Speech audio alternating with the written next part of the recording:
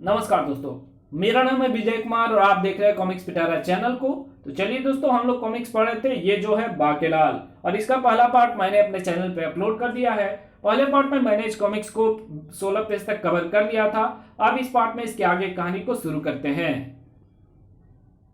हाँ बाकेलाल, तुम, क्योंकि इस समय हमारी आवश्यकता को सेनापति पूरा कर सकता है, जिसके लिए तुम्हें वो तिलस्मी ताकत लेने जाना ही होगा।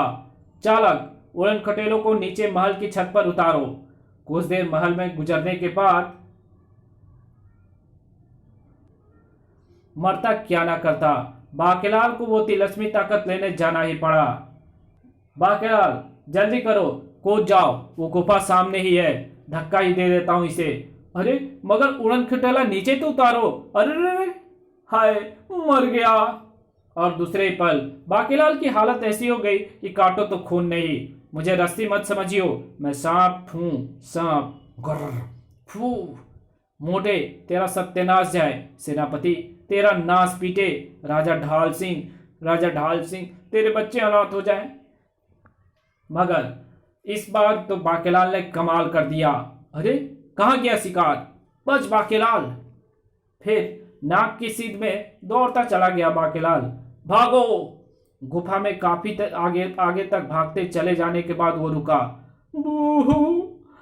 सांप से बचकर भागने के चक्कर में मैं ये तो भूल ही गया, इस समय मैं उसी गुफा में हूं जिसे वो सेनापति भयानक बता रहा था। आ, इस विचार के आते ही भय से बाकेलाल के मुंह से भयानक चीख निकल गई। मैं यही सोचकर चीखा था कि दीवारों पर यह मसाल यहाँ कौन जलाने आता है, और ये मेरे पैजामों में क्या सरसरा रहा है।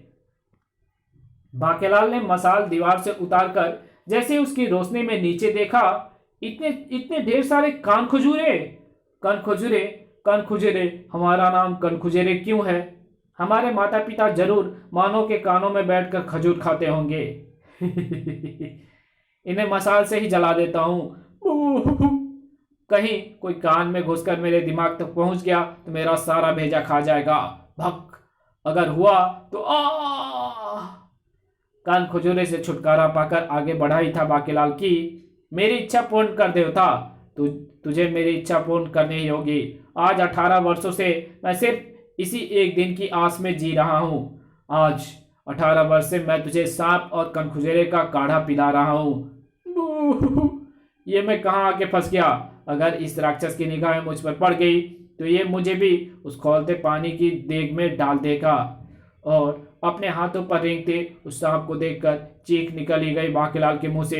ये लंबा लंबा मेरे हाथ में क्या आ गया? ये तो सांप है, सांप। आए, चीख की आवाज। ओह, और अब बाकेलाल को वहां से भागना बिल्कुल नामुमकिन था। कहाँ जाता है? आखिर देवता ने आज मेरी तपस्या का फल मुझे दे ही दिया। नहीं, मैं फल नहीं हूं, मुझे जाने दो।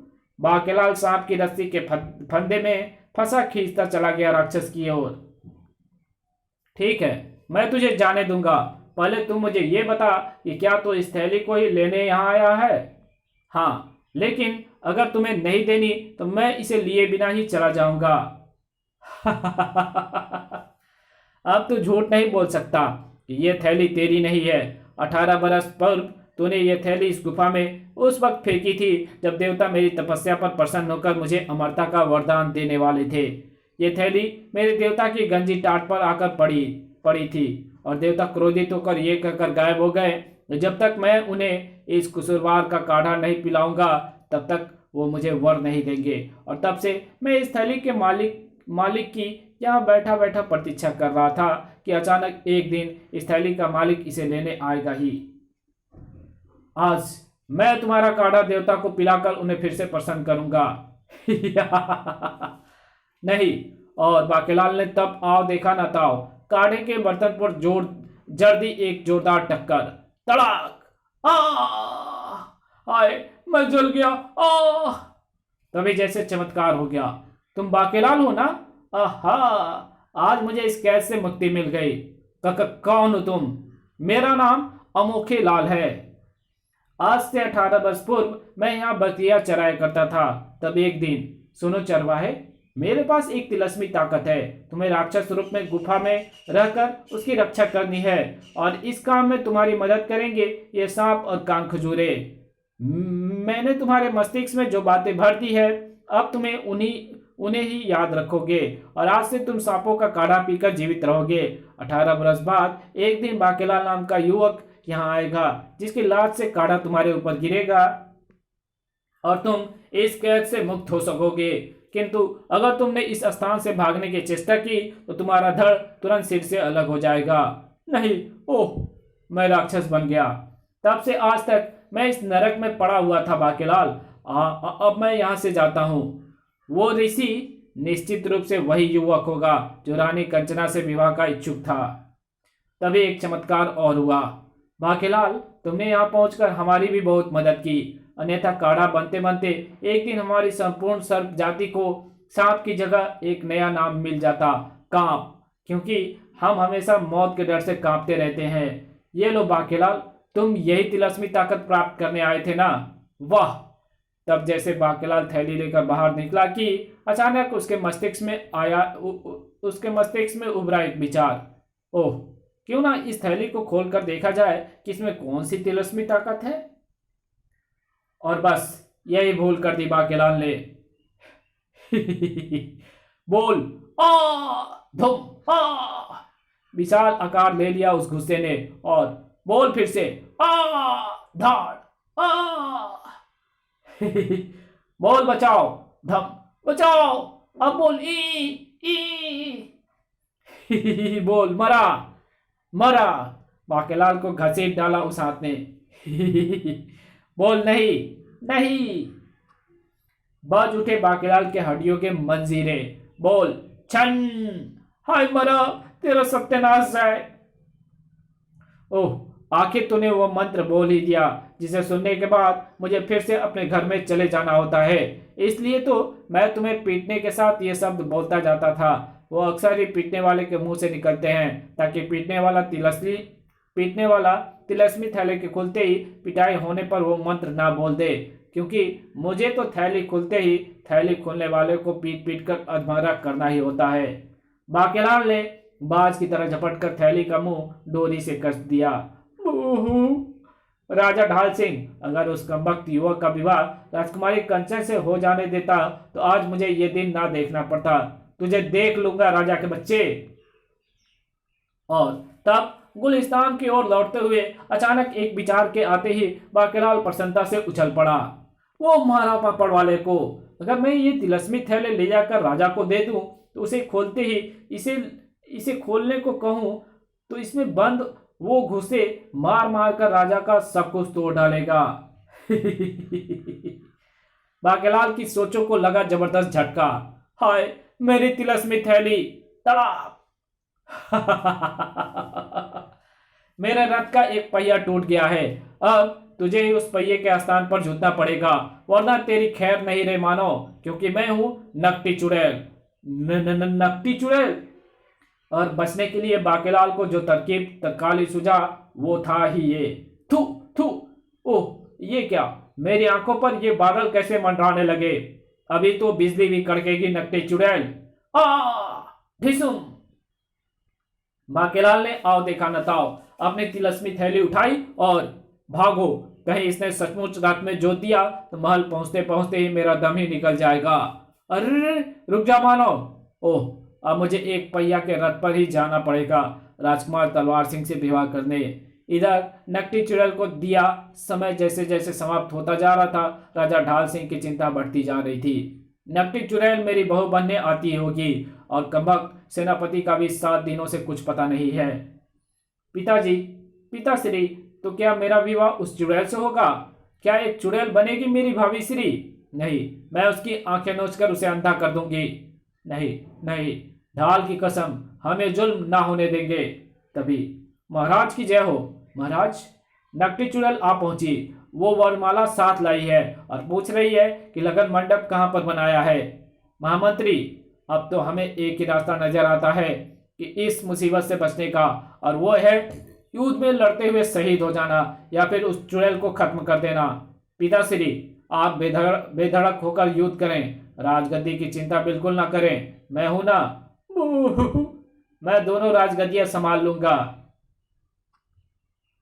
और फिर जैसे ही राजा ढाल सिंह अपनी सेना के साथ आगे बढ़े कि तभी, ठहरिए महाराज, मैं वो शक्ति ले आया हूं, अब आएगा मजा जब राजा वो थैली खोलेगा।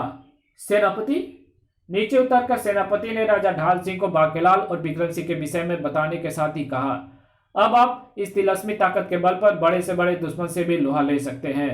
वाह, अब उस नकली चुड़ैल की खैर नहीं, इस थैली को मैं उसके सामने पहुंचकर ही खोलूंगा। और फिर पूरी सेना को वहीं छोड़कर राजा ढाल सिंह बाकेलाल, विक्रम सिंह और सेनापति के साथ जा पहुंचा नकली राक्षस के सम्मुख। राजा, लगन मंडप कहाँ है और मेरा दूल्हा कहाँ है? ये वरमाला उसके गले में डालते ही मैं साप मुक्त हो जाऊंगी। ये वरमाला है या पालतू पशु को बांधने की जंजीर? दुष्टा, अभी तेरे अक्ल ठिकाने लगाता हूं। जल्दी कीजिए महाराज, थैली खोल दीजिए। हाँ हाँ राजा के बच्चे, खोल थैली। मुझे तेरा सुजा हुआ मुंह अभी से नजर आने लगा है। राजा ढाल सिंह ने थैली का मुंह खोलने के लिए पकड़ी डोरी और, दुष्टा, अब मेरे हाथों तेरा ब्याह होगा मौत से। ये सुनते ही क्रोध से कांप उठी चुड़ैल। ओह धोखा, तूने मुझे फिर थैली खोलने पर विवश कर दिया राजा के बच्चे। अब मैं तुम सबको मारकर खुद ही राजकुमार तलवार सिंह से 7 फेरे ले लूंगी। लेकिन पहली थैली खोली राजा ढाल सिंह ने और, हे तिलस्मी ताकत, चल कर इस नकली दुष्टा का अंत। ये क्या, इसमें बंद हाथ के स्थान पर ये नन्हे बौने कहां से आ गए? और चौंक उठी नकटी वो दृश्य देखकर। ये क्या, ये तो मेरी वाली तिलस्मी ताकत का हुड़दंग सेना है जो थैली खोलने वाले की गुलाम होती है। नकटी पर जबरदस्त ढंग से टूट पड़ी हुड़दंग सेना। मैं हूं महाहुड़दंगी। अगर मेरी वाली थैली राजा के पास है तो फिर मेरे पास जो थैली है उसमें क्या है? नकटी ने फौरन खोल डाली वो थैली और थैली खुलते ही, बोल मरो, बोल मरी, मरी, धार, हम भी मरे। घुसा के प्रहार से मर रहे थे हुड़दंग सैनिक भी। बोल हाय, हाय, हम भी हाय, बोल आई, आई, धमाका, हम भी आई। मरते जा रहे थे हुड़दंग बौने भी। ये उल्टी गंगा कैसे बहने लगी? घुसे वाली थैली तो वही है जिसे मैंने उस गुफा से हासिल किया था। लगता है ये उस वक्त बदल गई होगी जब दुष्टा ने मेरा रास्ता रोका था। बोल नहीं, मुझे छोड़ दो, नहीं मुझे छोड़ दो, बोल बचाओ, बचाओ, बोल, अरे हाय मरी, तेरा सत्यानाश जाए। और इतना कहने के साथ ही नकटी की गर्दन एक और लुढ़क गई। इधर नकटी द्वारा वो मंत्र बोले जाते ही तिलस्मी गुस्सा भी वापस समा गया थैली में। ये कैसा करिश्मा हुआ? ये सब कमाल इसका है, ये जो है बाकेलाल, मेरा प्यारा बाकेलाल। पुछ, उफ, एक बार फिर फूट गई मेरी किस्मत। तब उड़न खटेले पर सवार होकर बाकेलाल और विक्रम सिंह ने उन सबसे विदा ली। अरे मैं तो भूल ही गया, बाकेलाल से राजकुमारी नैन कटारी का विवाह भी तो होना है। अरे कोई रोको उन्हें। मगर अब तो उड़न खटेले का नियंत्रण खुद बाके के हाथ में था। इसी के साथ ये कहानी यहीं खत्म होती है। तो मिलेंगे इसके आगे की कहानी में, तब तक के लिए बाय। तो अगर वीडियो अच्छी लगे तो इस वीडियो को लाइक कर देना, चैनल पे नया तो चैनल को सब्सक्राइब कर बेल आइकन को जरूर से प्रेस कर देना, और इस वीडियो की जहां जरूरत हो वहां पे इसको शेयर जरूर से कर देना और लाइक कर देना, ओके, और एक अच्छा सा कमेंट भी कर देना। Thank you very much video देखने के लिए।